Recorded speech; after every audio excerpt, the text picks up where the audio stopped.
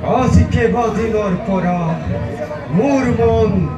অতিকে চঞ্চল নিষ্কিংসাখনৰ বাবে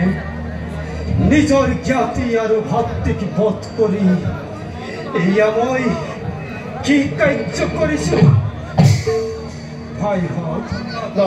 সেয়েহে মোৰ মন অতিকে চঞ্চল দাদা চঞ্চল নহ'ব দাদা দ্ৰৌপদীক ৰাজসভাৰ মদত কৰা অপমানেৰ প্ৰতিশোধ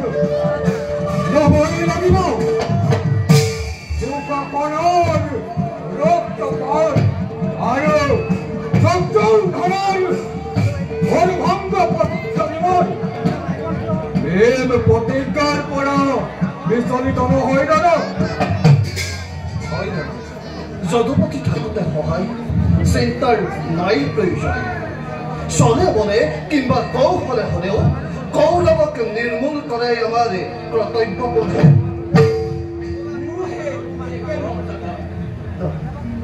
গতিকে চঞ্চল নহ'ব দাদা এই মহাৰণত আমাৰ জয় অনিবাৰ্য আৰু দাদা হতা কৌৰৱৰ এই হতা কৌৰৱৰ নাম লুপ্ত কৰিলে পৃথিৱীৰ পৰা দাদা লুপ্ত কৰি কৌৰৱৰ নাম এই ধৰণীৰ পৰা ধৰ্মৰ বিজয় ধ্বজা নামে বহুলা বাক্য দাদা তুমি চঞ্চল নহবা কৰ্মক্ষেত্ৰত ধোঁৱা প্ৰহৰ তেন্তে বলো ভাইহঁত নিজ নিজ কাৰ্যত হওঁ অগ্ৰসৰ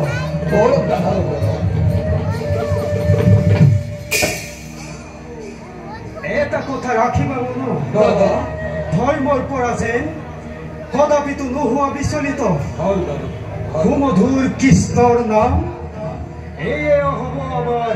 অভেদ্য কবচ তেন্তে বলা ভাইহঁত নিজ নিজ কাৰ্যত হওঁ অগ্ৰসৰ